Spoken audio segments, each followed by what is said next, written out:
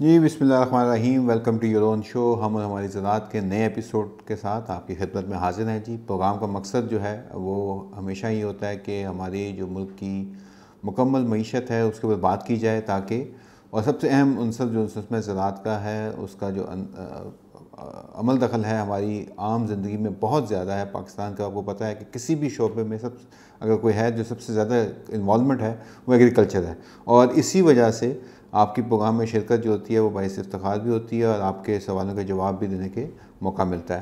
ये प्रोग्राम का आगाज़ करते हैं। पहले इस टाइम गवर्नमेंट शादियाने बजा रही है जी कि दो चीज़ें कि एक तो महंगाई कम कर दी है, अच्छा चलें, लेकिन वो जो बाकी चीज़ें हैं उस पर खैर छोड़ देते हैं। इसके साथ साथ जी हमारी जो एग्रीकल्चर ग्रोथ है वो हाईएस्ट हमने अचीव की है पिछले कोई 20 साल के अंदर। बिल्कुल ठीक बात है। इनकी फोरकास्ट जो थी वो 3.5% थी, 3.5%, जो इन्होंने एस्टीमेट किया हुआ था। जो इनका एक्चुअल आ गई है वो 6% से ज़्यादा। अब इसका मतलब क्या हुआ कि सारा क्रेडिट जो था वो, इसका मतलब है कि किसान को क्या, तो किसान ने बैंकरप्सी या हमारा जो दिवालियापन है या हमें जो शॉर्टेज थी उससे बचाया, और हमारी जो एक्सपोर्ट है, जो फूड एक्सपोर्ट है, वो इवन हमारी $8 बिलियन के करीब चली गई। $4 बिलियन उसमें चावल का आंसर था। लेकिन वापसी पे क्या किसान को मिल रहा, ये इसके ऊपर आज का प्रोग्राम करना है। हमें अब नज़र आ गया है कि हमने जो है ना वो क्या कहते हैं इसको, कि गवर्नमेंट का है कि वो हज़रत अली का कॉल है कि जिस पे एहसान करो उसके शर से डरो। तो किसानों के साथ उन्होंने ये हासिल किया है। गलत बात नहीं है, मैं लेकिन एक गलत मौके पे करने के लिए माज़रत चाहूँगा, लेकिन बात तो है कड़वी भी है और अच्छी सच्ची भी है। क्या हुआ, 8% आप लोगों की, सॉरी 8 बिलियन की आपकी चलिए। गंदम आई तो क्या किया, गंदम में आपने रेट कम कर दिया, 2500-2600 सरकारी रेट, जब 3900 वैसे रेट, और जो फ्लोर मिलों का रेट है वो 2500-2600 रुपये।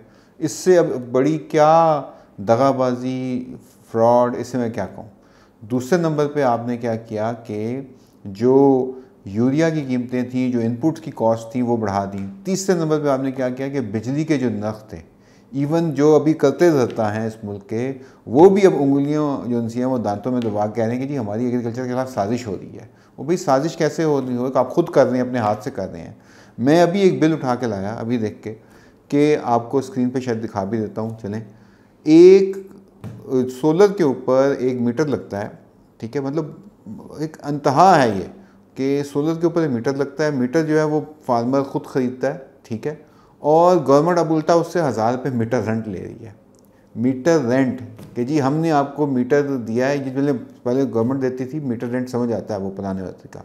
अभी जो ग्रीन मीटर होता है जो फार्मर के भी लेके आता है, आम कंज्यूमर लेके आता है, उसके ऊपर 1000 रुपये मीटर रेंट गवर्नमेंट चार्ज करना शुरू हो गई है। अब आप चेक करें कि यार ये क्या मतलब, कि तेरी चीज़ ठीक है तेरी है लेकिन किराया मुझे दे। ये किराया नहीं है, ये कुछ और ही है, ठीक है।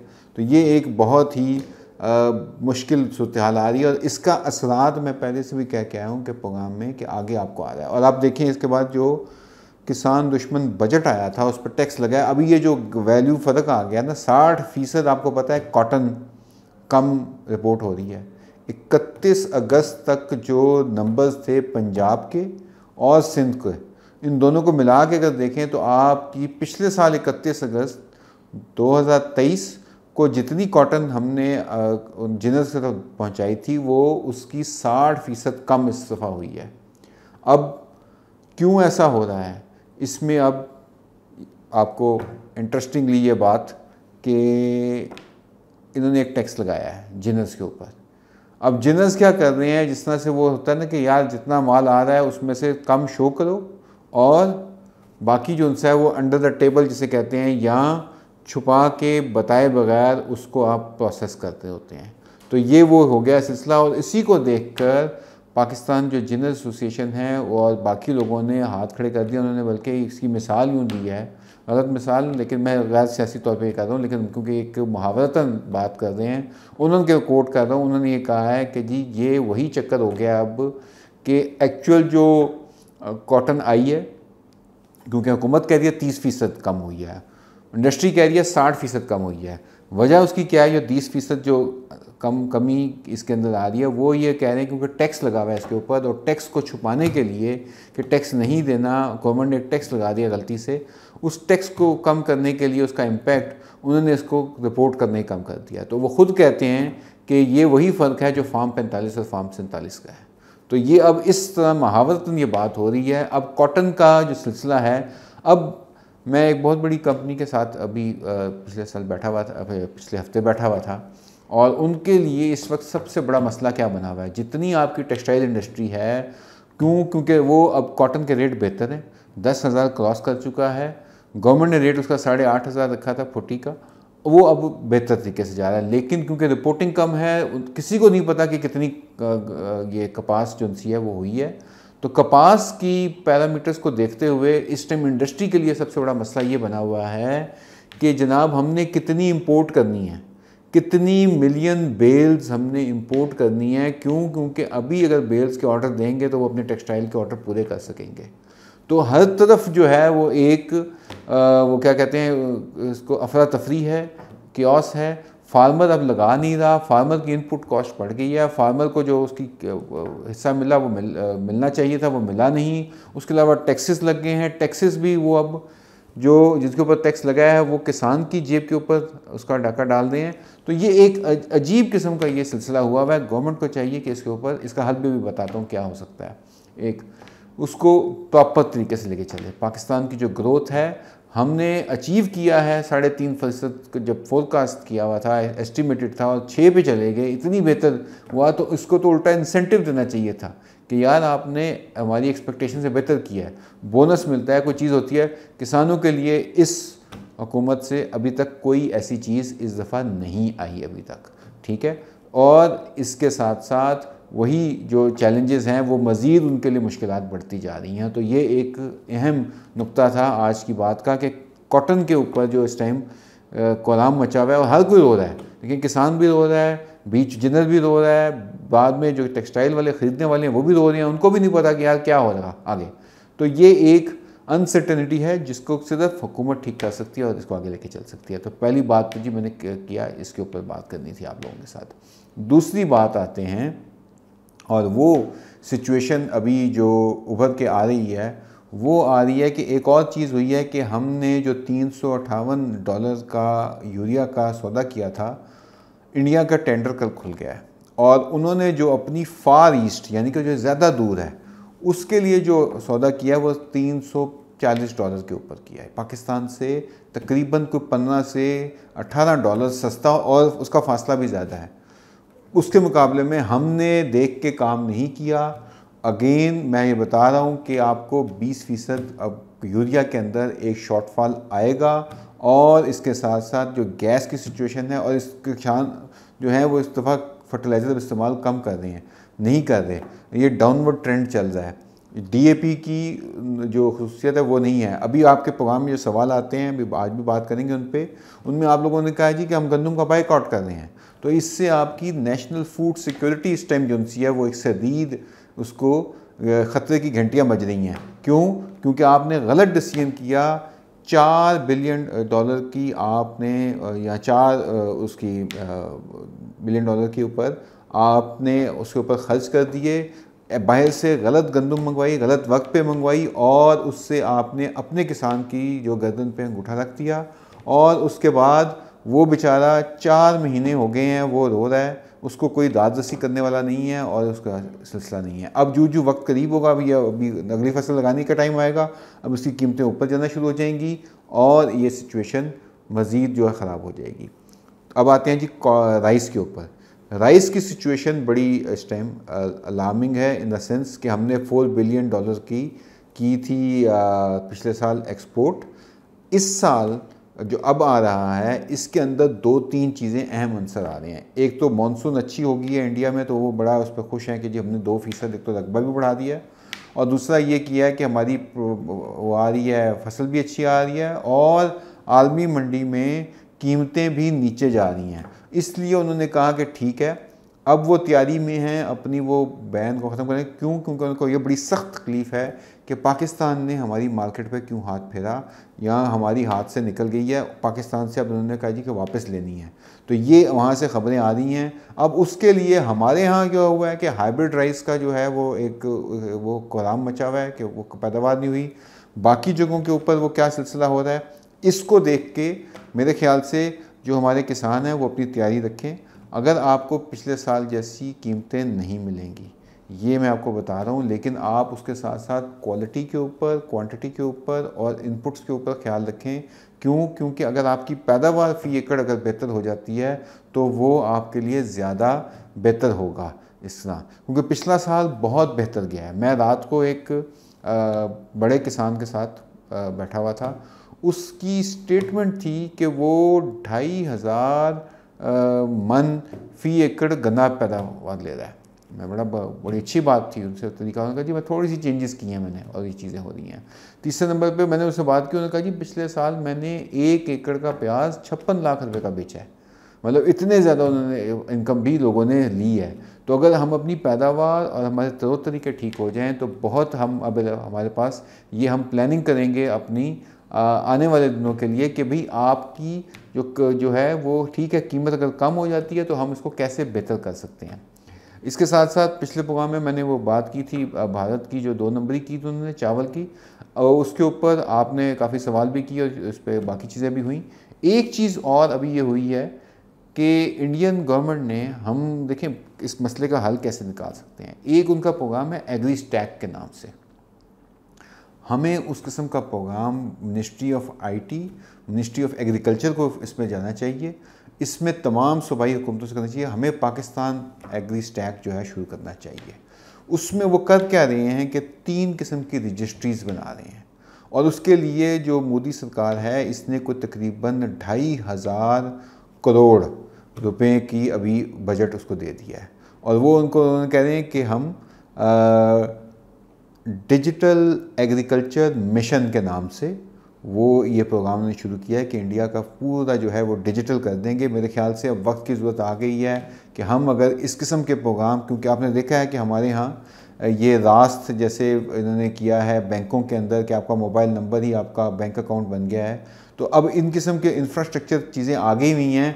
अब अगर हमने फार्मर को सब्सिडी देनी है, फार्मर को कितनी यूरिया देनी है, फार्मर को किस तरीके से हमने उसकी सैटेलाइट क्रॉप के ऊपर बतानी है, उसके साथ साथ हमने अगर उसको लोन देना है, अगर हमने उसको क्रॉप की एस्टिमेशन करनी है, अगर हम जैसे मैंने बताया अभी कि टेक्सटाइल की मिल्स जो हैं वो कह रही हैं हमें पता ही नहीं है कि कितनी इस दफ़ा कपास आएगी। तो ये तमाम जो सवालों के जवाब हैं इसके ऊपर पूरा एक सेपरेट प्रोग्राम करूँगा। उसमें इंशाल्लाह आपको बताऊँगा कि ये कैसे गवर्नमेंट इसको ठीक कर सकती है। लेकिन इसमें इम्पॉर्टेंट ये है कि किसानों का होना भी ज़रूरी है, क्योंकि गवर्नमेंट ये ख्याल नहीं करती कि किसानों को साथ लेके चले, उनकी रहनुमाई करे, उनकी रहनुमाई के साथ अपने डिसीजन ले, यानी कि फ़ैसले जो हैं वो किसानों की रहनुमाई जो उनके फेवरेबल हो। तो इस किस्म का प्लेटफॉर्म बनाने की ज़रूरत है। तो आज के प्रोग्राम में मेरा मकसद ये था कि ये इसके ऊपर काम किया जाए। अभी गवर्नमेंट ने आज मिनिस्ट्री ऑफ आईटी के अंदर एक प्राइवेट सेक्टर से एक सेक्रेटरी साहब लेके आए हैं, बहुत अच्छी बात है। हम और वो हमें उम्मीद है कि उनका तजर्बा कामयाब रहेगा। लेकिन अगर आप मुल्क में वाकई वसाइल की फरावानी लेकर सकते हैं, लाना चाहते हैं, तो आपको वो काम करने होंगे जिससे कि आम जो हमारा आदमी है उसको इस पर फ़ायदा हो और मुल्क का फ़ायदा भी इसी में ही है। अभी इंडिया में उन्होंने एग्री स्टैक किया, एग्री स्टैक में कौन सी कंपनियाँ आके उनके हाथ जोड़ के उनके पास पड़ी हैं कंपनियाँ, कौन कौन सी हैं, जैसे माइक्रोसॉफ्ट कंसल्टिंग उनके लिए वो चीज़ बना के दे रही है। क्या मतलब कि क्यों? क्योंकि वो उन्होंने वहाँ पे इस किस्म का काम पहले कभी नहीं हुआ। उसमें वो 3 किस्म की जो है वो रजिस्ट्रियाँ बना रहे हैं। नंबर 1 फार्मर की रजिस्ट्री, कि यार ये फार्मर कौन है, इसका नाम क्या है, इसकी क्या इसने कभी लोन लिया है, इसकी ज़मीन क्या है, ये तमाम जो है एक रजिस्ट्री वो बना रहे हैं जिसे वो कहते हैं कि ज़मीन की, कि ज़मीन के कोऑर्डिनेट्स क्या हैं सैटेलाइट के थ्रू, कि अच्छा यार ये मैपिंग करना, जिसे हम रजिस्ट्री कहते हैं, जिस तरह हदूद अरबा उसका जो होता है वो ज़मीन का जो है, जो हम जिसे हम कहते हैं कि ये हमारी आम जो ज़मीन हम शहरों में लेते हैं, रजिस्ट्री करवाते हैं, उसके कोऑर्डिनेट्स होते हैं। उसी तरह उन्होंने उसको क्या कि जी तमाम खेतों को, हम खलियानों को इस तरीके से लेके चलेंगे।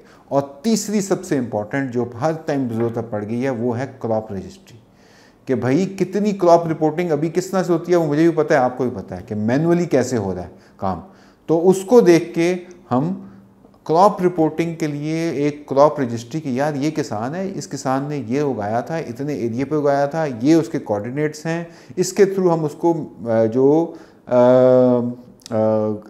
सैटेलाइट की सपोर्ट है, जो पाकिस्तान में स्पार्को की सपोर्ट है, इवन इंटरनेशनल सैटेलाइट मॉनिटरिंग है, क्लाइमेट का असर दखल है। अच्छा यार यहाँ पे एक बीमारी आई है, इस खेत के इतने हिस्से में आई है, बस इस जगह पे स्प्रे करना है, हम बजाय इसके पूरा स्प्रे कर दें। इसी तरह से हमारी किस जगह के ऊपर पानी की कितनी ज़रूरत है, अच्छा वहाँ पे ड्रिप इरिगेशन लगाई जा सकती है। तो ये तमाम चीज़ें जो सी हैं वो डिजिटल प्लेटफॉर्म के ऊपर अगर कर दी जाएँ या उस सिलसिले में ठोस इकदाम कर लिए जाएँ, तो मेरे ख्याल से वक्त अब उस नहज पे आ गया है। और ये मेरी दरख्वास्त होगी मिनिस्ट्री ऑफ IT से, मिनिस्ट्री ऑफ एग्रीकल्चर से, प्रोविंशियल से, कि आपको अगर इस मतलब कुछ बात करनी है, हम हाजिर हैं, हमारा प्लेटफॉर्म हाजिर है। क्लाउड कंप्यूटिंग के थ्रू आप पाकिस्तान के तमाम किसानों तक पहुंच सकते हैं।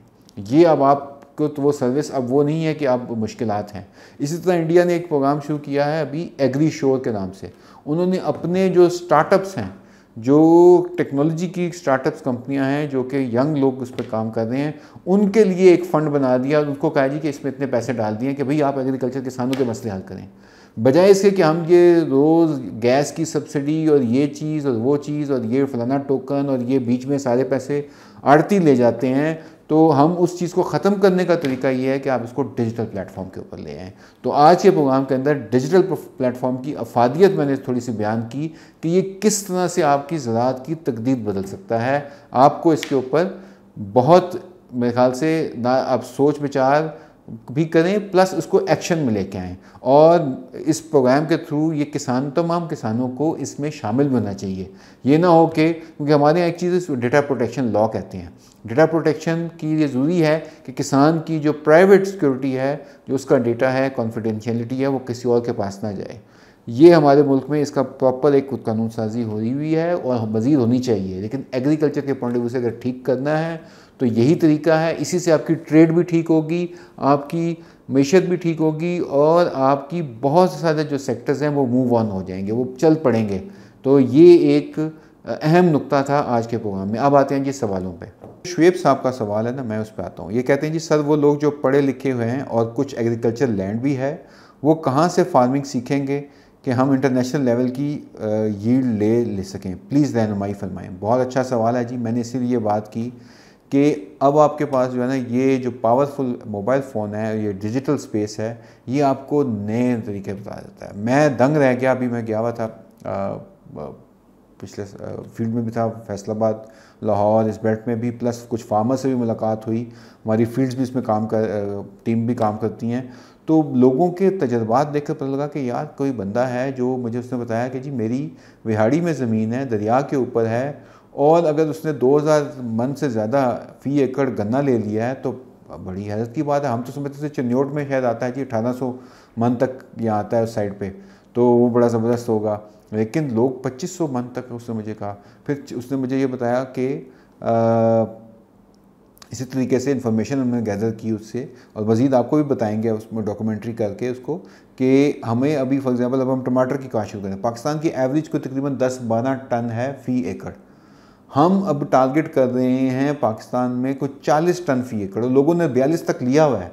अब वो किस तरीक़ों पे लिया है, वो डिटर्मिनेंट इनडिटर्मिनेंट उसकी किस तरीके से करते हैं, स्टिक्स लगाते हैं ताकि वो ज़ाया ना हो, क्लाइमेट चेंज का इम्पेक्ट कम करना है। तो इन चीज़ों के ऊपर जनाब आपकी रहनुमाई भी करेंगे और इस सिलसिले में आप हमसे राब्ते में रहें, अपनी इन्फॉर्मेशन ज़रूर दे दिया करें ताकि आपसे हमारी फील्ड के लोग, टीम के लोग जो उनसे हैं वो बात भी कर सकें और मज़ीद मेरे ख्याल से बेहतर हो सके। और इसको हम आइंदा आपको एक वीडियोज़ का सिलसिला लेके आएँगे।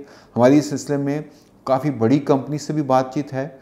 हम अब उस प्लेटफॉर्म को, अब आपका प्लेटफॉर्म है, आपके लिए ही ये काम करेगा। तो आपकी सवाल करने का बहुत शुक्रिया जी। अब्दुल बासित साहब का सवाल है कि sir next vlog please give your opinion on sugar cane price for upcoming crop by considering sugar prices international.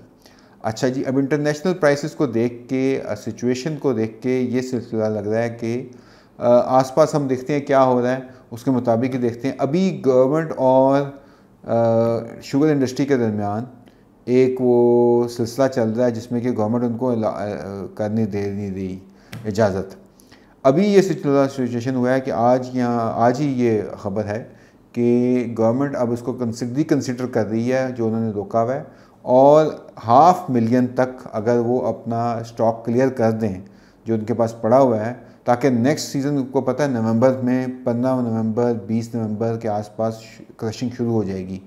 इन्होंने अभी उनको ये कहा था जी कि क्रशिंग आप हम नहीं करेंगे जब तक कि आप हमें एक्सपोर्ट की इजाज़त नहीं देते।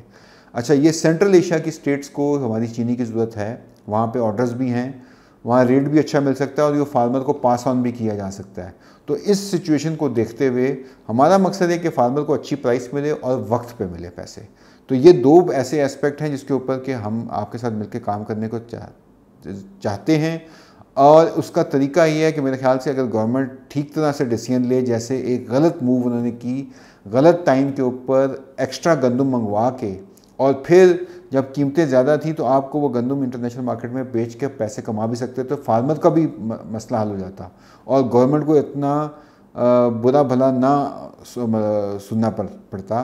तो तरीका ये है कि अगर अभी इस टाइम मार्केट प्राइसेस ठीक हैं, डिमांड है, एक्सपोर्ट इंडस्ट्री अगर चाह रही है, तो आप अपना एक सेफ जो गार्ड्स करते हुए, अपने नेशनल इंटरेस्ट को रखते हुए, कुशन रखते हुए, जो हमें जितना बफर चाहिए वो अगर रख के आप एक्सपोर्ट कर दें, 2 लाख कर दें, 3 लाख मीट्रिक टन कर दें, 5 लाख नहीं करें, आप लाख कर दें, ताकि उसकी विंडो शुरू हो, ताकि वो लोग फिर, क्योंकि ये फिर आखिर में क्या होता है, आखिर में ये ब्लैकमेलिंग किसान को सहनी पड़ती है।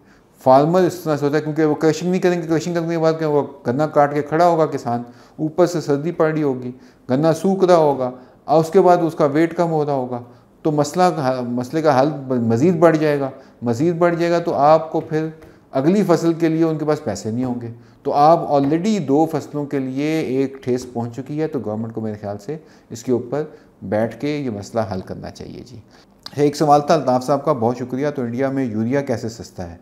क्या इंडिया एशिया में नहीं? बिल्कुल जनाब, इंडिया एशिया में है। वहाँ पे हज़ारों करोड़ की सब्सिडी दी जाती है फार्मर को। अगर आप अंदाज़ा करें ना, इस टाइम जो आप यूरिया ले रहे हैं, जो 5,000 की बोरी आप लेते हैं इस टाइम, वो 50 किलो की होती है, ठीक है। तो अगर आप उसका निकालें कि 50 किलो का मतलब है कि 100 रुपये पर केजी आपको पड़ रही है। इंडिया में इस टाइम जो है वो 20 रुपये के ऊपर है। तो बाकी कीमत ये इतनी महंगी लेने के बावजूद वो क्या कर रहे हैं, वो ये कर रहे हैं कि अपनी किसानों को सब्सिडी दे रहे हैं ऑलरेडी। इसके ऊपर 80% तक सब्सिडी हो गई इसके ऊपर।